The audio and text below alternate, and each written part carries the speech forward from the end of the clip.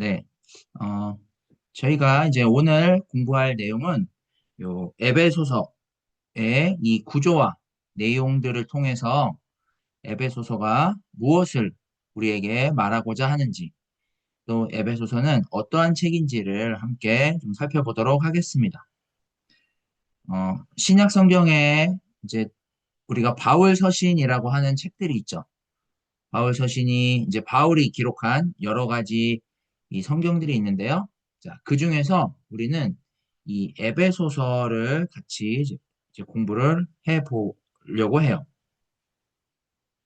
자, 우리가 왜 에베소서인가 했을 때 이제 연말을 앞두고 있고 또 새해를 앞두고 있죠.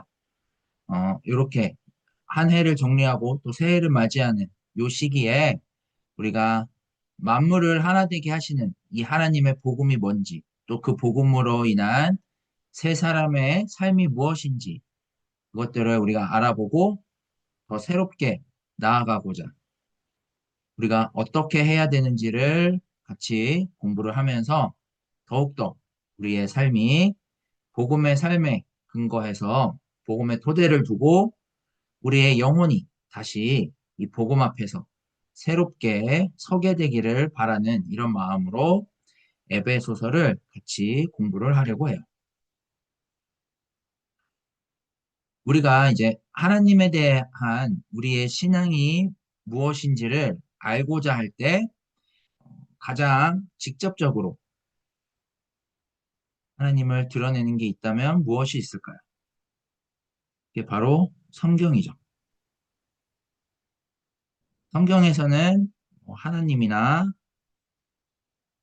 또 예수 그리스도, 성령, 부활, 구원, 영생과 같은 이런 내용들을 전해요. 이렇게 성경이 이런 내용들을 전하는데 과연 일반적인 우리의 삶에서 생소한 이런 말들을 우리는 지금 이 성경이 전하는 이 내용들을 우리가 나의 이야기로 듣고 있을까요? 생각해보면 우리는 그렇지 못하죠.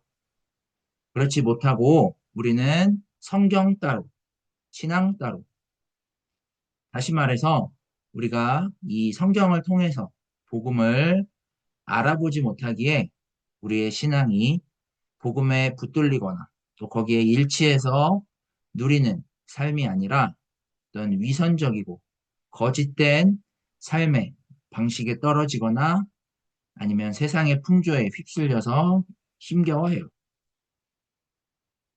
그리고는 우리가 무엇이라고 말을 하냐면 이 성경은 지금 우리 현실과 동떨어진 이야기다. 혹은 복음이 우리의 삶과 어떠한 관련이 있냐? 나와는 상관이 없는 이야기다라고 하죠. 그렇다면 우리가 이 성경을 나의 이야기로 들으려면 어떻게 해야 될까요? 성경을 기록한 사람이 있을까요? 성경을 기록한 사람과 성경을 읽는 사람이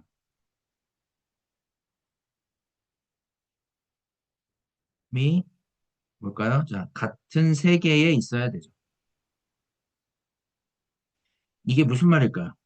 자, 기록한 사람은 바울이고 읽는 사람은 우리예요. 그러면 바울과 우리가 시대적으로도 다르고요. 바울은 이미 벌써 이 세상 사람이 아니잖아요. 그런데 우리가 어떻게 같은 세계에 있을까요? 그러니까 우리가 각각의 이 성경이 기록된 속으로 들어가서 시대는 서로 다르다고 할지라도 이 성경의 어떤 목적과 의도, 그러니까 바울이 전하고자 하는 그 예수의 복음을 전하려고 하는 데에 우리가 닿아서 거기에 일치하고 그 복음에 일치하는 데서 그 복음이 우리의 삶에 맛보아지고 그 복음이 우리의 영혼을 이제 지배를 해야 되겠죠. 즉 다시 말하면 성경이 전하고자 하는 그 복음의 메시지를 우리가 분명하게 알아본 그 말씀이 우리의 삶의 동력이 되어야 한다라는 거예요.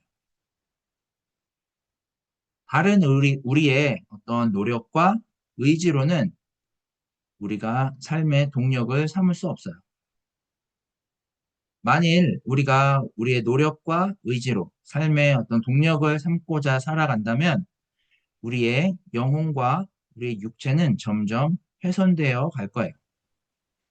왜냐하면 우리의 영혼은 무엇을 한 것으로 인해서 매우 뿌듯해하고 무엇인가 됐다라고 생각을 하고 또 무엇인가를 우리가 하지 못한 것으로 인해서 또 우리가 자책하고 그러면서 우리의 영혼과 우리의 육체가 점점 훼손되겠죠.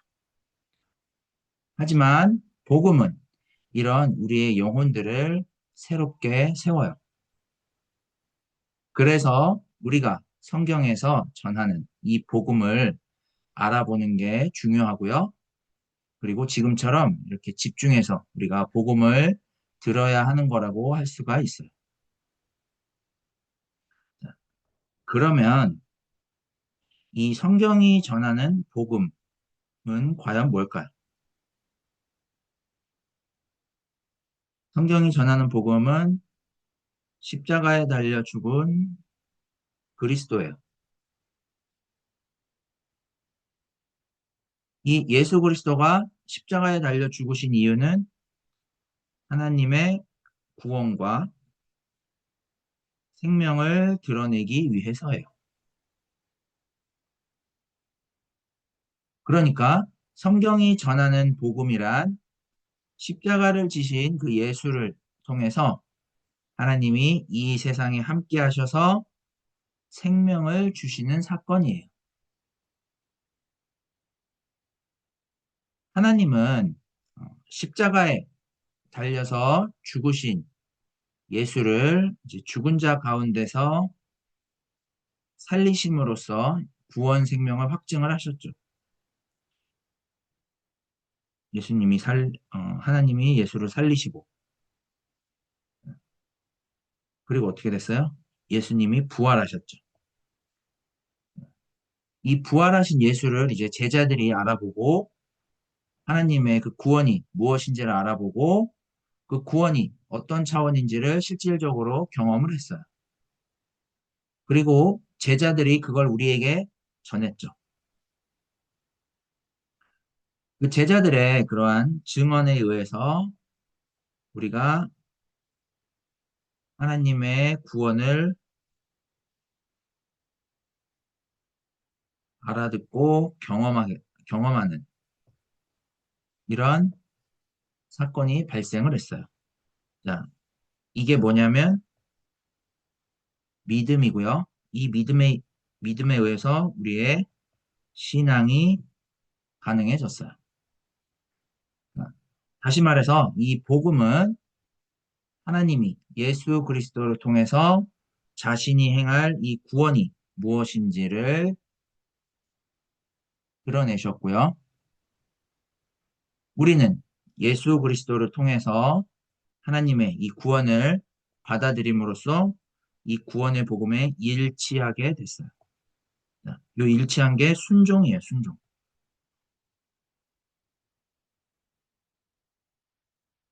이 순종을 통해서 이제 우리가 하나님의 구원을, 이 복음을 실제로 인식하고 경험해서 이 복음의 실제를 우리의 생명으로 신뢰하게 된다라는 것을 이제 성경이 전하는 거예요. 이 복음의 실제를 알아보면 복음에 의해서 어떤 새로운 경험이 발생을 해요. 이 복음에 의해서 발생하는 새로운 경험이란 어떤 경험일까요? 이 경험은 우리가 왜 죄인인지, 우리가 왜 욕심대로 살아가고 불순종하고 하나님의 생명과 분리되어 있는지,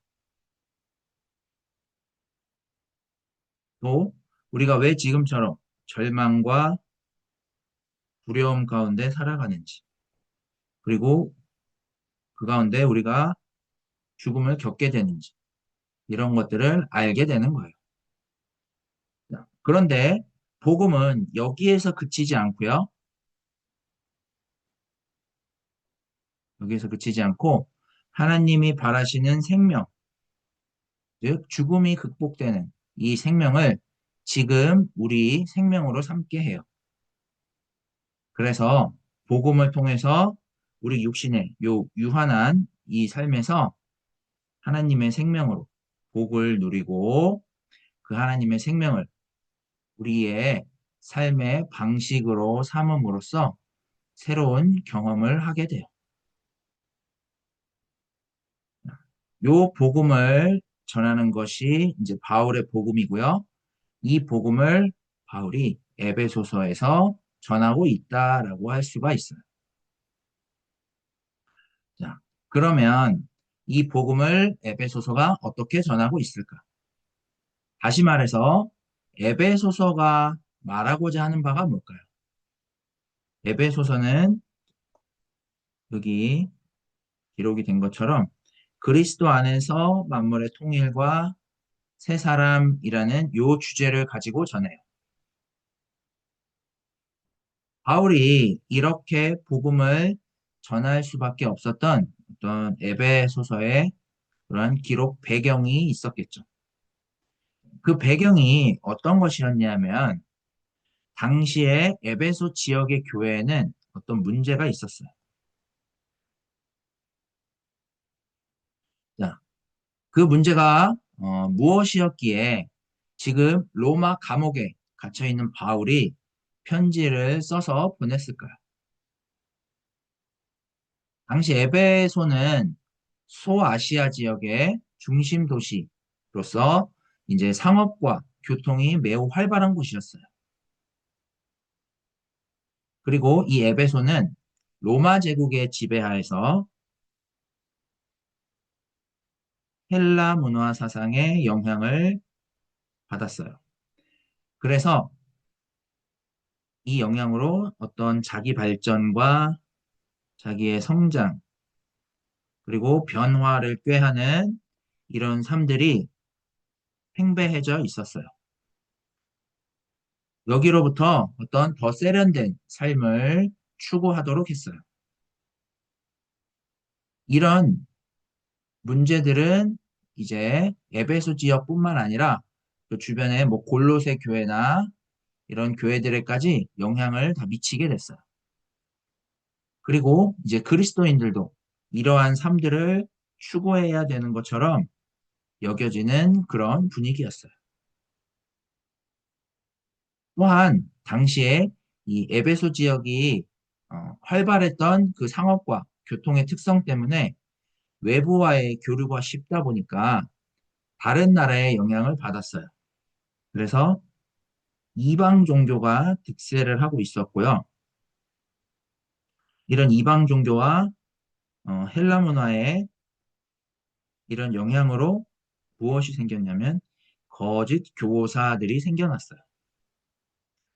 이 거짓 교사들은 어떤 신비한 지식을 가르쳤고요. 에베소 교회는 이런 신비한 지식에 또 영향을 받고 있었어요. 이 거짓 교사들이 가르쳤던 신비한 지식이라는 게 뭘까요? 간단하게 말을 하자면 영육 이원론이라는 것과 영혼 불멸설이라는 거예요. 그러니까 영육 이원론은 인간의 영혼과 육체가 분리되었다라는 거예요. 이런 가르침이 있었고 또 어, 영혼 불멸설은 인간이 육신은 죽지만 영혼은 죽지 않고 영원히 산다, 영원히 하나님과 함께한다라는 이런 영혼 불멸설을 가르쳤어요. 하지만 이 성경에서 말하는 인간의 어떤 사후 세계는 영혼과 그 육신이 부활해서 하나님이 거하시는 그 새 하늘과 새 땅에 살아가게 된다라는 거잖아요. 그런데 거짓 교사들의 이런 가르침은 뭐 신비한 지식처럼 여겨져서 이제 헬라 문화가 추구하던 이런 가르침과 이방 종교의 가르침들이 함께 결합이 돼서 에베소 교회에 위협이 되고 있었어요. 그런데 이제 이런 문제들도 있었지만 이것보다 더 결정적인, 가장 결정적인 문제는 이게 이제 에베소 교회의 가장 큰 문제였는데요. 이 에베소 교회가 유대 기독교인들과 이방 기독교인들이 서로 갈등을 하고 있었다라는 점이에요. 에베소 지역이 이제 로마의 지배를 받기 전에는 유대 기독교인들이 에베소 교회 안에서 어떤 우월감을 갖고 이방 기독교인들을 멸시했어요. 그런데 이제 유대가 로마 제국의 지배를 받게 되면서 로마 제국의 이 통치 정책에 따라서 상황이 지금 뒤바뀌어 버렸어요. 그러자 이제 에베소 교회는 이방 기독교인들이 우월감을 갖고 유대 기독교인들을 멸시했어요. 그로 인한 이 갈등 가운데 에베소 교회가 놓여 있었어요. 에베소 교회는 이런 문제들을 이제 해결을 하기 위해서 다양한 시도를 했어요. 그 시도들은 자신의 어떤 유익과 이해관계에 따라서 하나님을 좌지우지하고 또 자신의 이런 유익과 이해관계로 이걸로 내가 하나님을 경험했어 라고 하는 신앙의 모습들에 떨어지게 만들었어요. 그러면 우리가 더 쉽게 한번 이야기를 해볼까요? 자, 이런 신앙의 모습은 어떤 모습이었을까요? 자, 쉽게 말해서 이런 거예요. 저 사람은 기쁘지 않아도요, 나만 기쁘면 되는 이런 복음에 떨어져 버린 거예요. 이런 복음은 없는데, 나만 괜찮고 좋으면, 내 문제만 해결되면, 과 같은 어떤 나만 은혜 받았다라고 하는 자기중심적 구원 경험에 떨어져 버렸어요. 에베소 교회의 이런 문제 해결을 위한 시도들은 바울이 보기에 복음에 의존하지 않고 복음에 의존하지 않고 오히려 복음에 반하는 그런 행위라고 여겼어요. 이런 상황에서 바울은 에베소 교회가 어, 자신이 전도 여행 때 복음을 전할 때 받아들인 그 복음의 일치를 통해서만 에베소 교회가 지금 처해 있는 이 모든 문제들을 넘어설 수 있고 에베소 교회가 진짜로 바라는 그런 실질적인 삶을 살아갈 수 있음을 확신을 했어요.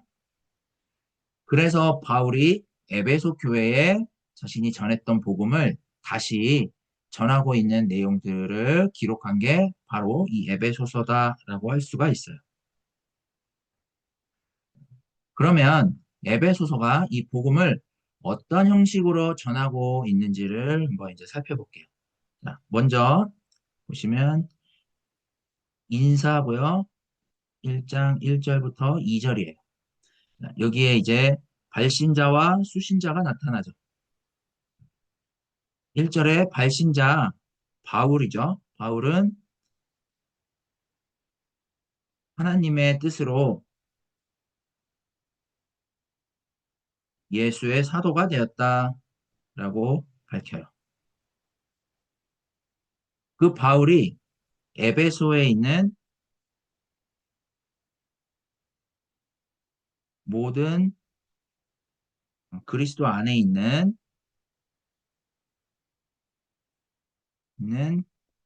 신실한 자들에게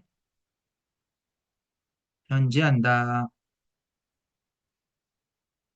라고 밝혀요. 자, 여기에 보시면 그리스도 안에 있다라는 것은 자, 그리스도인이 된다. 그리스도인이 된다라는 거예요. 이걸 의미해요. 자, 그러면 그리스도인이 된다라는 건 뭘까요? 그리스도와 그의 백성들이 하나가 된다라는 거예요. 그러니까 복음에 일치되는 그런 사람을 말을 하죠. 그게 바로 그리스도인이다라는 거예요. 이게 그리스도인이 되는 거예요. 그러면 여기에 이제 신실하다라는 이 말은 어떤 우리가 생각하는 신앙의 수준이 높다라는 걸 의미하는 게 아니라 하나님을 온전히 믿는다라는 의미예요. 그러니까 하나님을 온전히 믿는다라는 것은 바울이 전하는 이 복음이 뭐예요? 자신의 이야기, 나의 이야기가 되는 사람이 바로 신실한 자들, 여기 성도라고도 아마 표현이 됐을 텐데요. 자, 이런 사람들이 바로 신실한 자들, 성도가 되는 거예요. 그러니까 복음에 일치해서 이 복음을 받아들이고 이 복음의 인식과 경험이 있는 이런 사람이 성도고 신실한 자들이라는 거예요. 그러니까 자, 그리스도 안에 있는 이 신실한 자들은 그리스도 안에 신실한 자들은 뭘까요? 자, 믿음으로 유기적으로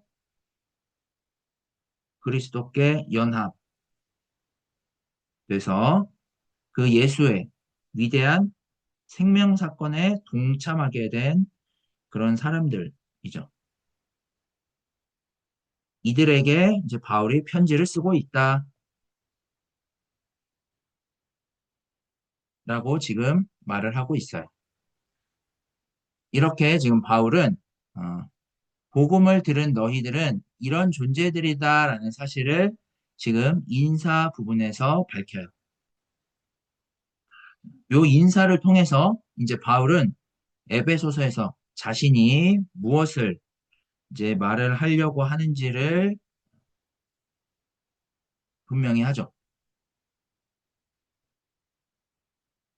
바울은 이렇게 이제 자신의 정체성과 에베소 교회의 교인들의 정체성을 밝혀놓은 다음에 여러 문제 가운데 있던 이 에베소 교회의 2절에 뭐라고 이야기를 하느냐면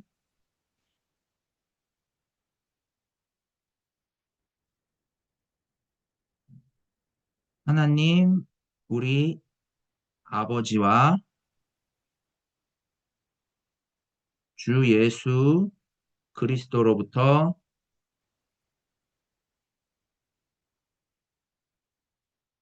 은혜와 평강이 있기를 기원을 해요.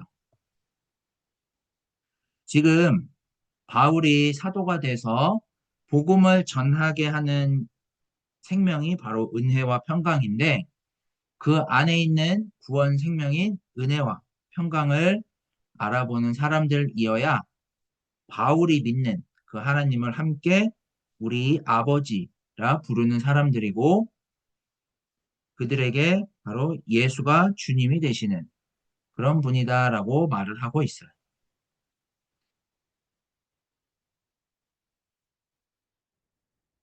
에베소 교회가 이 갈등과 문제들 속에서 이런저런 방법으로 해결하려고 했고, 그럼으로써 어떤 그들은 이제 인간적이고 세속적인 은혜와 평강을 얻고자 했었는데, 그런 이들에게 지금 바울은 은혜와 평강은 예수 그리스도로부터 온다라는 것을 선언하고 있어요. 그 복음을 분명히 알아보도록 바울이 이렇게 의도를 하고 있어요. 바울은 이제 자신이 에베소 교회에 전하고자 하는, 알아보게 하려고 하는 그 복음을 이제 1장 3절에서부터 14절에 하나님의 구원에 대한, 구원의 복음에 대한 찬양문으로 전해요. 자, 그 전에 여기에서 보시면 두 번째 이제 어, 1장 3절에서부터 3장 21절까지는 하나님께서 창조하신 세 사람에 대한 내용들이 쭉 언급이 되고요. 거기에 이제 1장 3절에서 14절은 이 하나님의 구원의 복음을 이제 찬양문의 형태로 전하고 있어요. 이 찬양문에서 바울은 구원의 복음이 어떤 차원인지를 아주 자세하게 전해줘요. 그래서 에베소 교회가 갖고 있는 문제, 그러니까 자기 중심적 구원 경험의 문제가 무엇인지를 구원의 복음을 통해서 간파를 하고요. 이 복음을 복음답게 경험하도록 지금 찬양문으로 전해줘요. 이 부분에서 보시면 3절에 바울은 하나님 곧 우리 주 예수 그리스도의 아버지께서 그래서 복을 주셨다라고 해요. 그래서 이제 하나님이 이 교회에게 주신 이 복은 두 가지의 특징이 있는데, 하나는 3절에 보시면 그리스도 안에서 주어진다라는 거예요. 그러니까 그리스도를 떠나서는 이 거짓 교사들의 가르침과 헬라 문화의 영향으로 에베소 교회가 영향을 받고 있는 데에서는 구원도 없고 그 어떤 진정한 복도 없다라는 사실을 밝혀요. 또 하나는 뭐냐면 그 복이 하늘에 속한 신령한 복이다라고 밝혀요.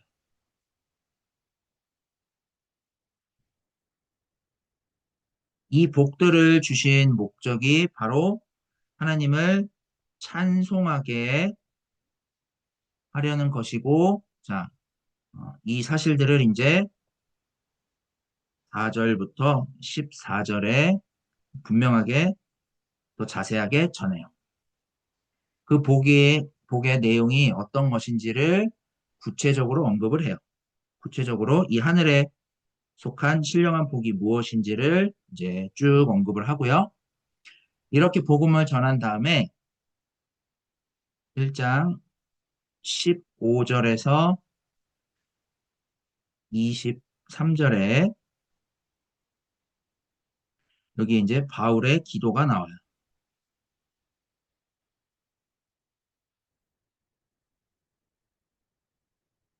자, 여기 이제 바울의 기도가 나오면서 요 1장 3절에서 14절에 이 구원의 복음, 하나님의 구원의 복음, 이 찬양문 내용을 여기에서 다시 핵심적으로 설명을 해줘요. 여기에서 보시면 17절에 이제 바울이 주 예수 그리스도의 하나님이 지혜와 계시의 영을 너희에게 주사라고 해요. 즉 십자가에 달리신 예수 그리스도로 말미암아 하나님이 우리와 함께 하셔서 영이신 하나님이 우리에게 구원을 베풀어 주신 게 복음인데, 하나님이 이 구원을 알게 하신다라고 해요. 이 구원 사건이 뭐냐면 바로 지혜와 계시의 영이에요. 그러면서 이제 18절에 너희의 마음의 눈을 밝히사, 밝히사 그의 부르심의 소망이 무엇이며 또 19절에 성도 안에서 기업의 영광의 풍성함이 무엇이며 복음이 무엇이며 또 그 힘의 위력으로 역사하심을 따라 믿는 우리에게 베푸신 능력의 지극히 크심이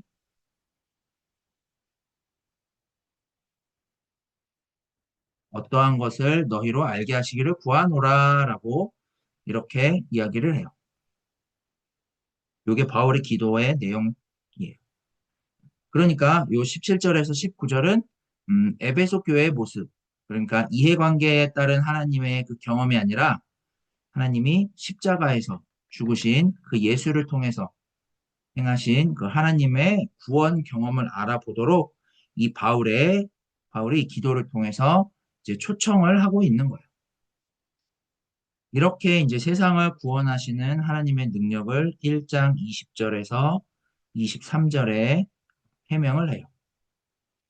그러니까 1장 15절에서 21절까지 바울의 기도를 통해서 요 1장 3절에서 14절에 제시하는 그 구원의 복음을 실질적으로 알아볼 수 있도록 그 복음을 드러내고요. 그 복음을 어떻게 깨닫게 되는지를 1장 20절에서 23절에 안내한다라고 볼 수가 있겠습니다. 자, 이렇게 이제 기도를 통해서 에베소 교회가 하나님의 그 모든 충만하심으로 충만하기를 바라는 그 복음을 이제 에베소 교회가 실제로 알아볼 수 있도록 2장 1절에서 10절에 구원을 알아볼 수 있는 길을 제시를 해요. 어떻게 제시하느냐면 너희가 이미 죽은 존재였는데 그리스도 안에서 새롭게 되었다라는 사실을 말해요. 죽은 존재였는데 새롭게 되었다. 자, 그래서 보시면 1절에 허물과 죄로 죽었던 너희를 살리셨도다. 죄로 죽었던 너희를 살리셨도다. 라고 하고요. 또 2절에 그때 너희는 그 가운데서 행하여 세상 풍조를 따르고 공중의 쏘고요. 세상 풍조를 따르고 공중의 권세 잡은 자를 따랐으니 이는 불순종의 아들들 가운데서 역사하는 영이라. 그리고 또 3절에는 전에는 우리도 다 그 가운데서 육체의 욕심을 따라 지내며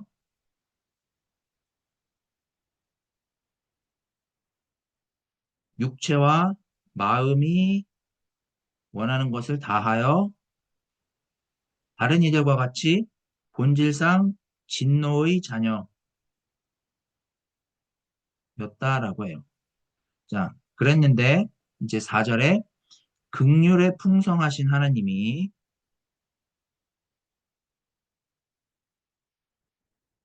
우리를 사랑하신 그 큰 사랑으로 인해서 허물과 죄로 죽은 우리를 그리스도와 함께 살리셨고 또 너희는 은혜로 구원을 받은 것이다 라고 해요. 그러면서 이제 이런 내용들이 쭉 언급이 되고 자, 그리고 나서 이제 10절에 우리는 그가 만드신 바라 그리스도 안에서 선한 일을 위하여 지으심을 받은 자니 라고 해요. 자, 이어서 이 일은 하나님이 전에 예비하사 우리로 그 가운데서 행하게 하려 하심이라 라고 했어요. 자, 요게 이제 뭐 어떤 하나님의 일을 해라, 어떤 선함을 해라, 봉사를 해라라는 그 말이 아니고요. 이거는 우리가 2장을 할 때 한번 자세히 살펴볼 거예요. 자, 그 말을 하는 게 아니라 이 2장 1절에서 2장 10절은 1장 3절에서 14절에 하나님의 그 구원의 복음으로 하여금 그 하나님의 충만하심과 생명을 여기 2장에서 덧입을 수 있도록 하셨다라는 것을 이제 말을 해줘요. 우리가 그리스도 밖에 하나님의 구원 밖에 있었다가 지금 그리스도를 통해서 먼저 구원의 복음을 경험하고 먼저 충만하게 되지 않았느냐라는 말이에요. 그래서 너희가 얻고 누리게 된 이 구원이 이 구원이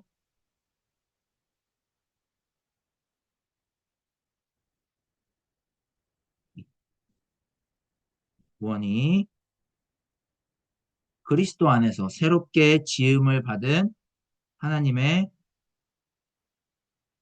선물과 같은 것이다 라는 사실을 지금 말하고 있는 거예요.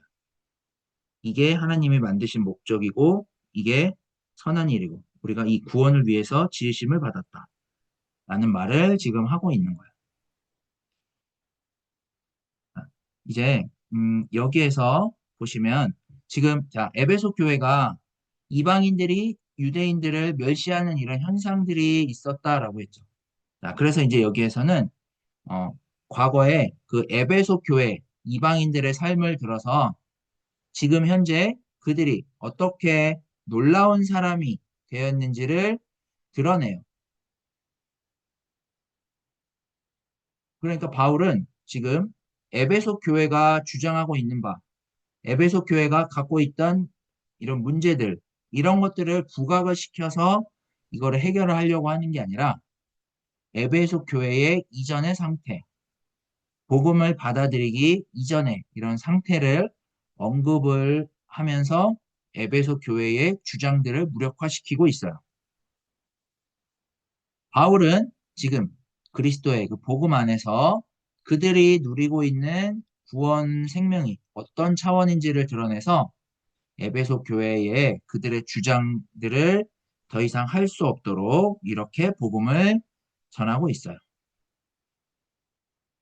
이후에 이제 2장 11절에서 22절에 이 어, 교회가 이방인들이나 유대 기독교인들이 아무런 차이가 없이 복음 안에서 새 사람을 입은 공동체다라고 이제 전하고 있어요. 왜 새 사람을 입었다라고 전할까요?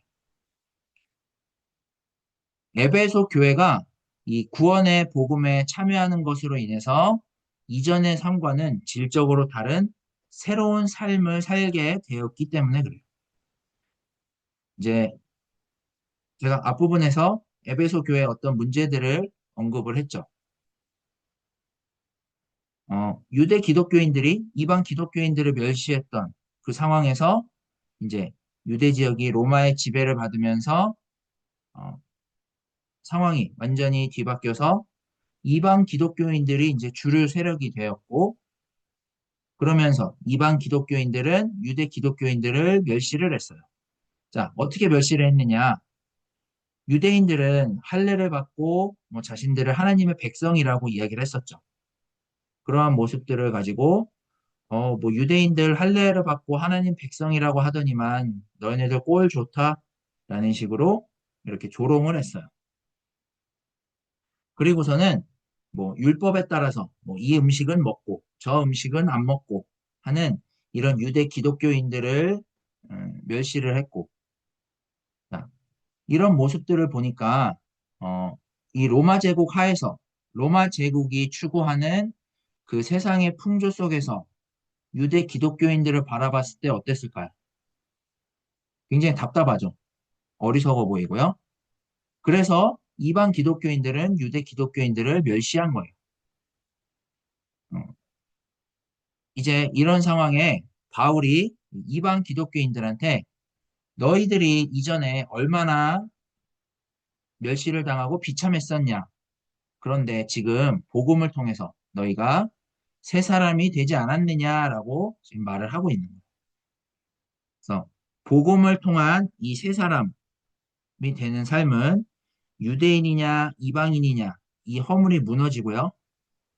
너희가 새 사람이 된 이 충만함을 가지고 살아야지 누구를 비난하거나 누구를 높이거나 하는 것으로 새 사람 되는 것이 아니다라는 사실을 드러내는 거예요. 그러니까 이 교회는 그리스도 안에서 유대인과 이방인이 함께 새롭게 지음을 받은 새 사람 공동체다라는 사실을 이제 전하고 있는 내용이 2장 11절에서 22절이에요. 우리 삶에서도 보면 그렇죠. 세상살이뿐만이 아니라 어떤 교회나 하나님의 이름을 앞세워서 어떤 일을 한다는 곳에서도 보면 다른 사람을 비난하고 자신을 높이는 그런 일들이 빈번히 발생을 해요. 오늘날 많은 기독교인들이 여기에 매여 있죠. 그래서 내가 뭐 남들보다 뭐 새벽 예배에 빠지지 않았다, 뭐 말씀을 몇 독했다, 기도를 몇 시간씩 한다, 하나님으로부터 어떤 은사를 받았다, 내가 교회에서 뭐 안 해본 봉사가 없이 다 해봤다. 하나님을 위해서 나는 뭐 이러이런 일들을 한다, 이런 사업을 한다와 같은 것으로 어떤 자신의 신앙이 굉장히 좋은 것이라고 여기고 그러면서 이제 자신을 높이죠. 심한 경우에는 그렇지 못한 이들을 어떤 신앙에 문제가 있는 사람으로 치부해 버리기도 해요. 이렇게 행동을 하는 이유는 자신들이 지금 살아가고 있는 이런 삶이 하나님의 구원의 복음을 누리는 삶이라고 여기기 때문이에요. 하지만 그런 것으로 새 사람이 되는 게 아니라 복음을 통해서 새 사람이 되는 거다. 그래서 그 구원의 복음, 생명의 복음을 알아봐야 한다는 것을 에베소서를 통해서 우리에게 전해주고 있는 거예요. 그 다음에 이제 3장 1절에서 13절에 바울 자신이 어떤 비밀의 경륜이라고 일컫는 이 구원의 복음을 다른 사람에게 알게 하기 위해서 섬기는 직책이다 라는 어떤 자신의 직분, 그리스도의 비밀을 알게 하는 직분이다라는 사실을 여기에서 밝혀요. 1장 3절에서 14절에 말했던 그 구원의 복음을 에베소 교회가 다시 한번 분명하게 알아보도록 설명했던 그 내용에 근거해서 바울이 기도를 하고 유대인이냐 이방인이냐 자신들의 육신의 삶에 근거해서 헤아리는 그런 삶이 아니라 죽음이 극복되는 그 생명으로 우주 만물을 충만하게 하신 그 구원의 복음을 알아보고 그 안에서 에베소 교회는 자신들의 문제를 새롭게 받아들이고 살아갈 수 있도록 초청하는 사람이 바로 자신이다, 본인이다라는 이 자신의 직분을 밝히는 것으로 이루어져요.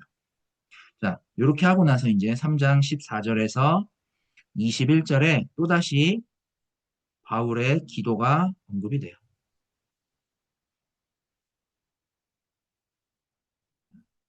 여기 기도에는 보시면 16절에 그의 영광의 풍성함을 따라 그의 성령으로 말미암아 속사람을 능력으로 강건하게 하시오며 또 17절에 믿음으로 말미암아 그리스도께서 너희 마음에 계시게 하고 너희가 사랑 가운데서 뿌리가 박히고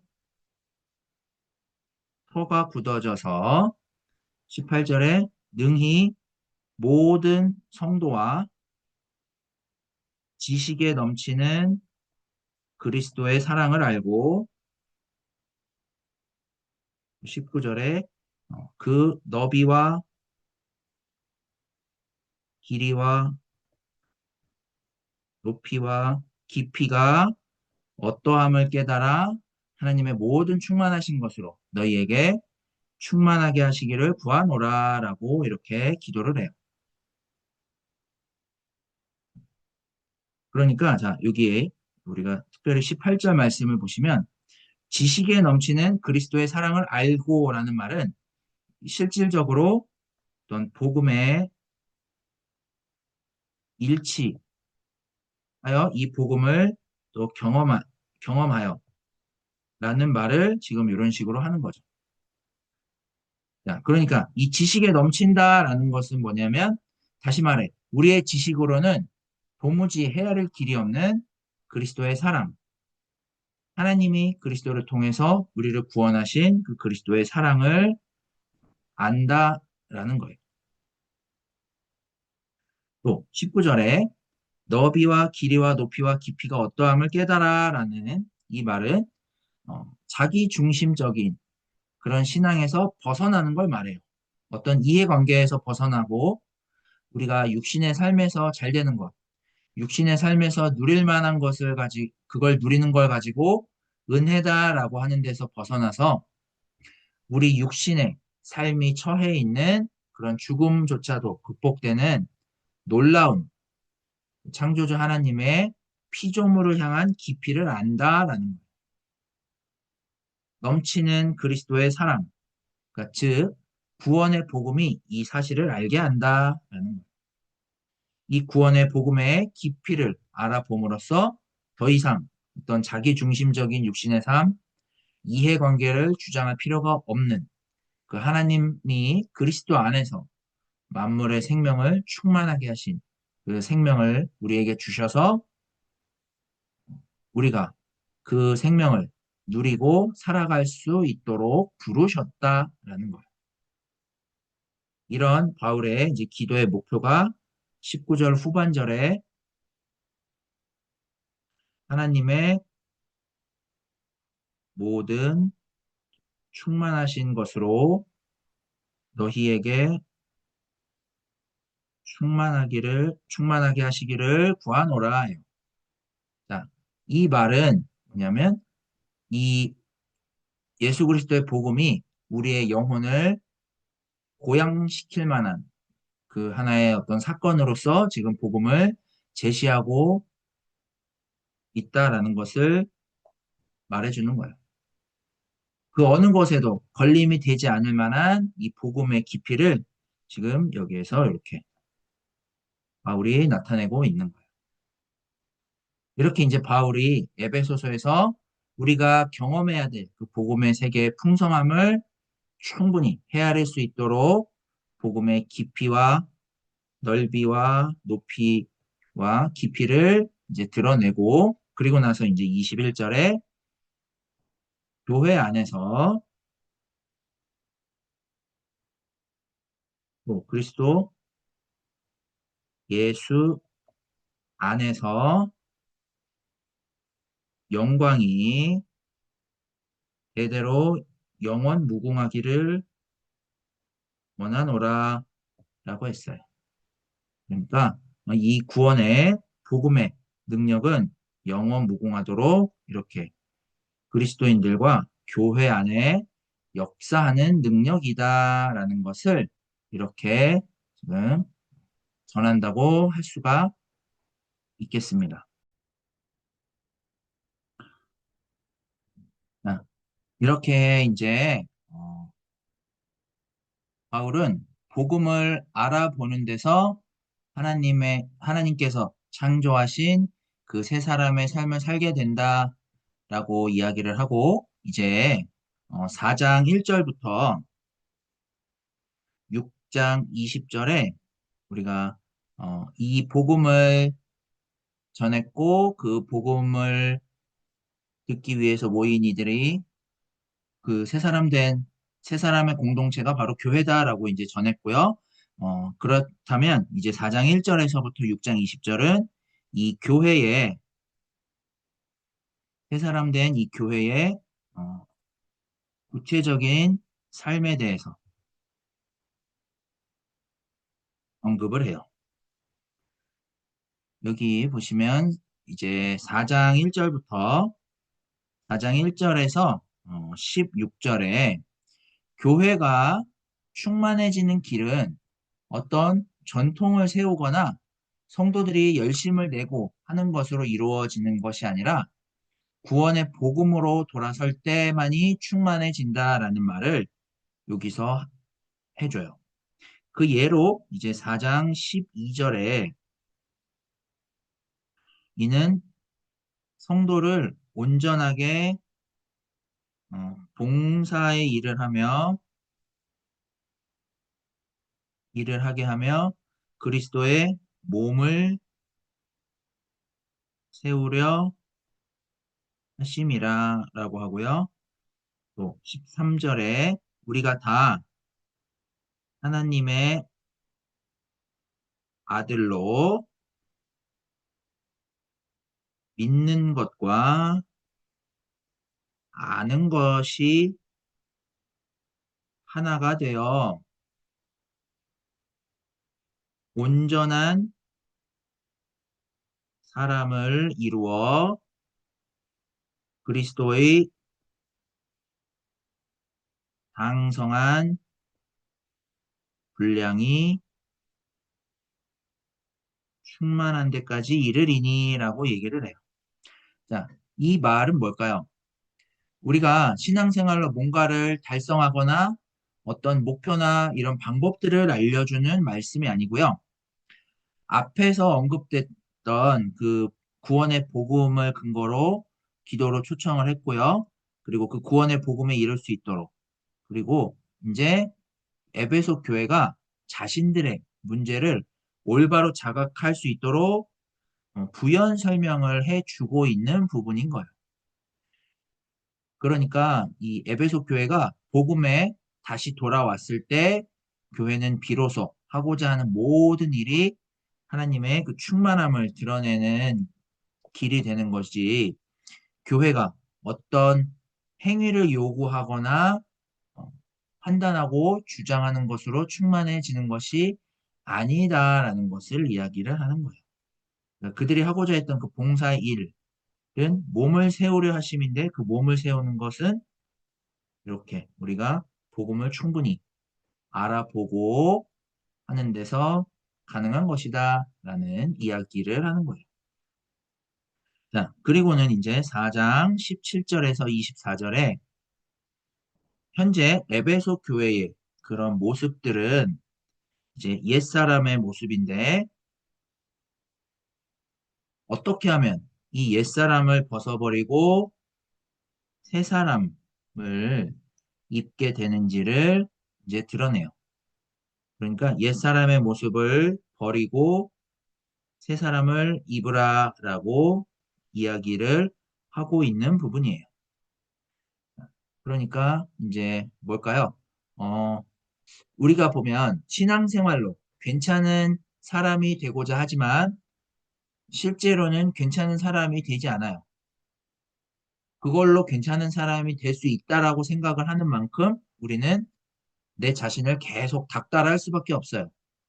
매일 큐티를 한다거나 뭐 기도하고 사람들에게 더 양보하고 뭔가를 더 교양 있게 말하고 하면 우리가 새 사람을 입게 되는 게 아니라는 거죠. 우리는 원래가 함량 미달인데 또 별로 건질 게 없는 그런 삶인데 왜 그러냐면 우리는 다른 사람들 못지않게 하나님이 내 편이다라는 그런 이기적인 생각을 갖고 살아가기 때문에 우리는 원래 함량 미달이고 건질 게 없는 사람들이죠. 이게 뭐냐? 이런 모습이 옛사람의 모습인 거예요. 그러면 이제 그들의 이런 모습을, 옛사람의 이런 모습들을 어떻게 벗어날까? 이 옛사람에서 벗어나서 어떤 식으로 세상을 살아야 될까? 새 사람으로서의 구체적인 삶을 어떻게 살아야 할까에 대해서 이제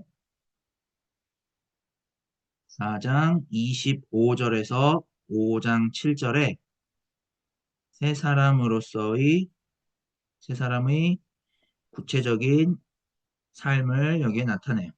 이게 이제 첫 번째예요. 예를 들어서 이제 4장 25절에 거짓을 버리고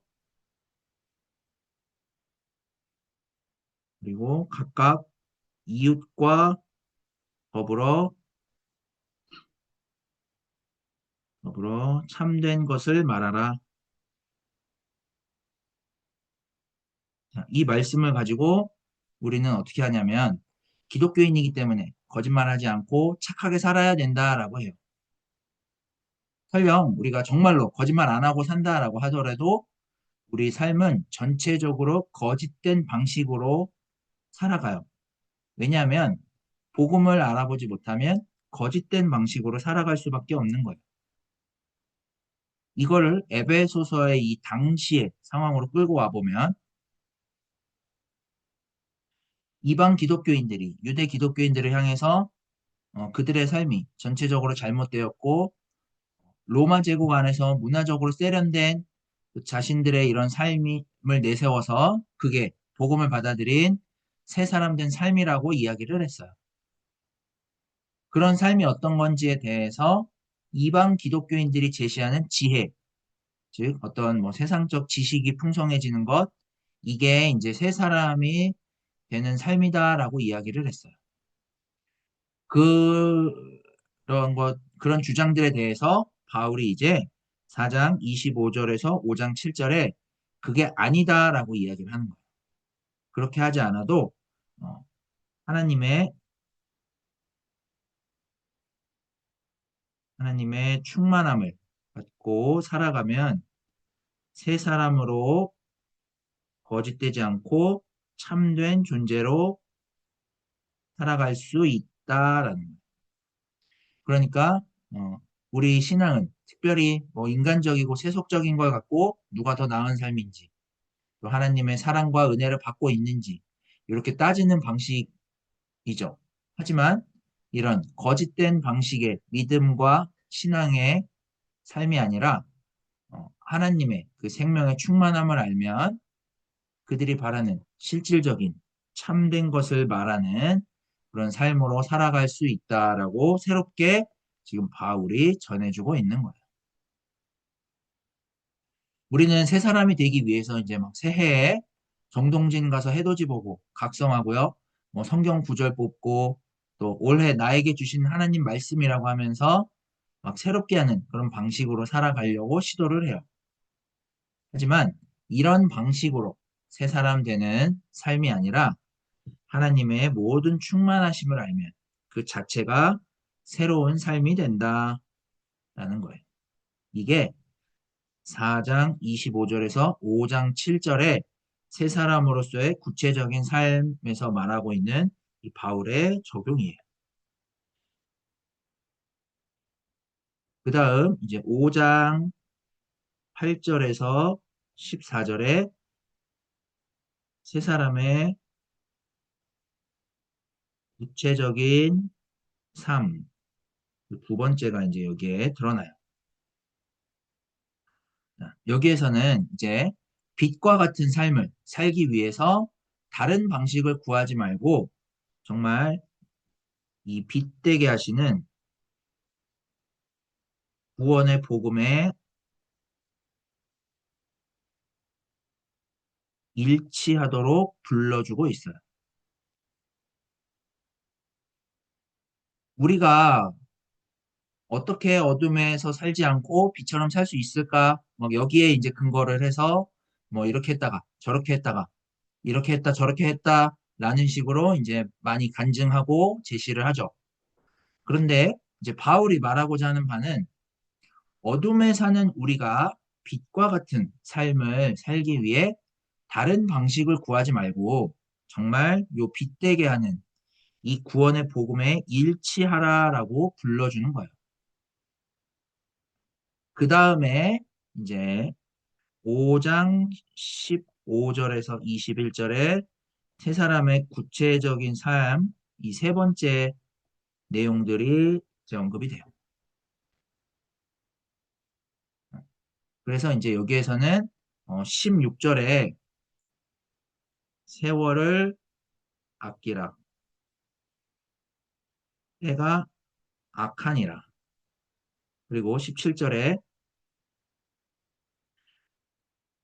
어리석은 자가 되지 말고 주의 뜻이 무엇인가 이해하라.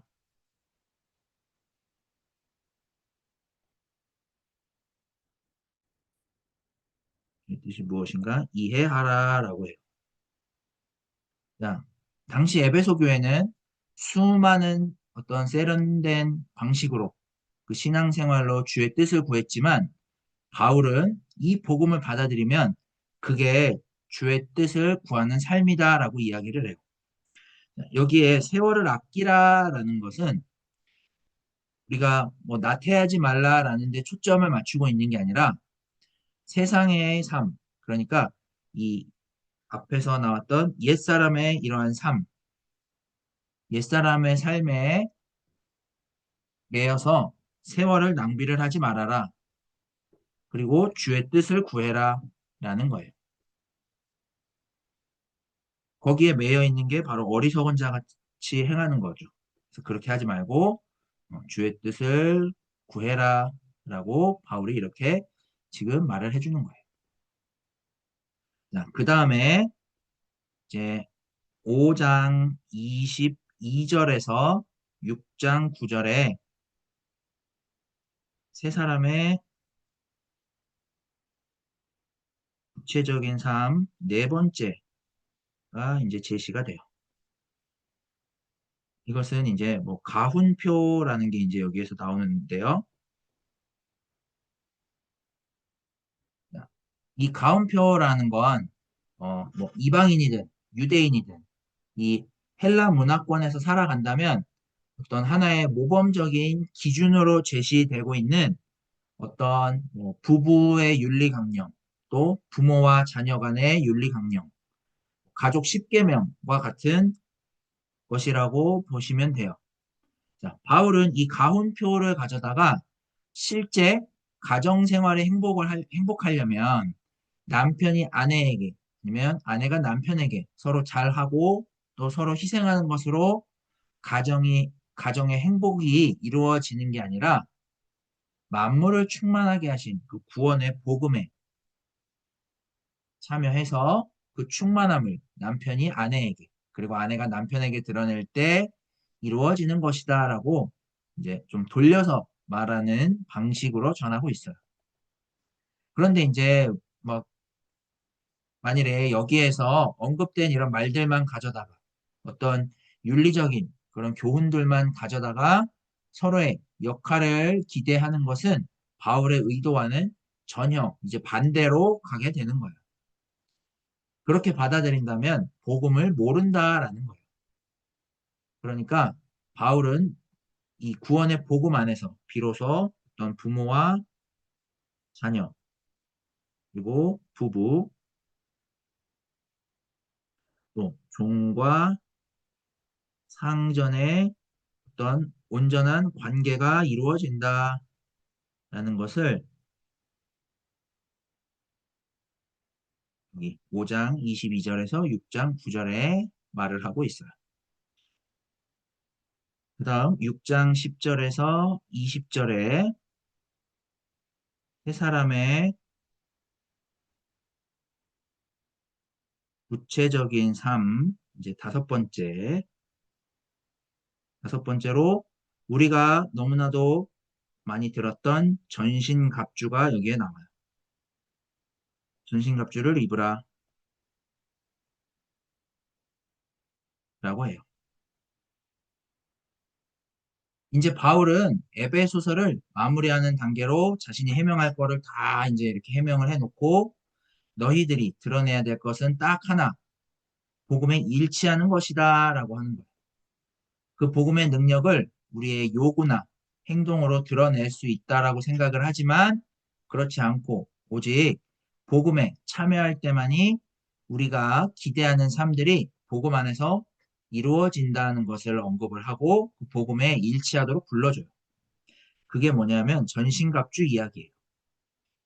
그러니까 그 로마 시대의 군인들의 모습을 가지고 전쟁에 나갈 때 착용하는 전쟁복을 이제 예시로 해서 예, 대적하고 서기 위함이다라는 이 전쟁에서 사용하는 용어를 가지고 이야기를 해요.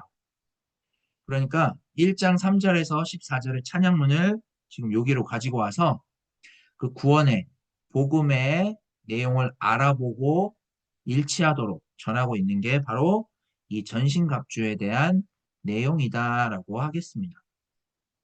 그러니까 이제 우리는 뭐 혈과 육으로 교회 생활을 하고 그걸로 이제 새 사람이 되고자 하죠. 그래서 전신갑주 이야기를 또 우리가 혈과 육으로 받아들여요. 그래서 우리가 뭔가를 해야 된다. 신앙이 어떤 행위를 해야 된다라고 받아들여요. 하지만 이 전신갑주 이야기는 그게 아니라 6장 12절에서 13절에 뭐라고 이야기를 하느냐면 하늘에 있는 악의 영들을 상대하기 위해서 전신갑주를 입으라 라고 이야기를 해요. 그러면서 이제 14절에서 17절에 뭐 진리의 허리띠, 또 의의 호심경, 또 뭐 평안의 복음이 준비한 신, 또 뭐 믿음의 방패, 뭐 구원의 투구, 성령의 검, 하나님의 말씀을 가지라 라고 이야기를 해요. 자, 요것들은 전부 다 이제 전쟁에 나가기 위해서 몸에 착용하는 것이기 때문에 복음에 일치하라라는 말이 되는 거예요. 이렇게 이제 에베소서는 우리에게 복음을 알아보고 일치함으로써 그 복음을 신뢰할 수 있는 길을 갈 수 있도록 제시해 주고 있다라고 할 수가 있겠습니다. 그래서 이제 우리가 결론적으로 보면 우리의 이 요즘의 시대는 에베소 교회가 갖고 있는 문제와 매우 흡사하죠. 특히 이제 요즘 시대에 보시면 여러분들 자 갓생이라는 말을 달고 살아요. 갓하고 생이죠. 갓생이라는 말을 달고 살아요. 이건 뭘까요? 우리의 삶을 내가 원하는 대로, 내가 바라는 대로 더 세련되고 더 나은 삶을 살으라라고 해요. 그리고 이 삶을 위해서 모두가 노력을 해요. 그리고 이런 삶을 성취를 하면 갓생이고, 그렇지 못하면 마치 무가치한 삶인 것처럼 여겨요. 여기에서 이제 현 시대의 교회는 또 복음은 어떤 식으로 세상에 나아갔을까요? 예수를 믿으면 갓생을 살 수 있게 된다라고 다가갔어요. 이 삶을 사는데 막히는 걸 악한 영이라고 하고 그걸 막아서 하는 일마다 다 잘 되게 해달라고 기도를 하죠. 또 다른 한편으로는 교회는 다른 방식의 어떤 뭐 신앙 갓생이라고 할 수가 있겠죠. 이런 삶을 실현하고자 해요. 그래서 여러 가지 다양한 뭐 잘 갖춰진 어떤 현대적인 행사나 집회 등을 계속 끊임없이 기획하고 그것들을 소비를 해요. 그래서 현대의 세상에서 어떻게든 교회를 다른 모습과 다른 시각으로 봐달라고 그리고 또 복음도 더욱더 친근감 있는 모습으로 어필해야 한다라고 해. 이야기를 해요. 이런 데에서 우리는 결코 복음을 알아볼 수 없어요. 알아보지 못해요. 그리고 복음을 신뢰하지도 못해요. 복음을 신뢰하기보다는 이 복음을 어떤 식으로 성취를 할까? 여기에 떨어지게 돼요. 복음을 통해서 확인하는 그 새 사람됨을 우리의 어떤 노력으로 이룰 수 있을까? 여기에 이제 떨어져요. 이러한 것들을 극복할 수 있도록 에베소서는 우리가 신뢰할 만한 이 복음을 아주 분명한 방식으로 전하고 있고 거기에 참여하도록 길을 열어주고 또 거기에 참여했을 때 우리가 복음을 신뢰하는 우리의 삶이 성취된다라는 사실을 보여주고 있다 하겠습니다. 그래서 우리는 그 길을 따라갈 수가 있게 돼요.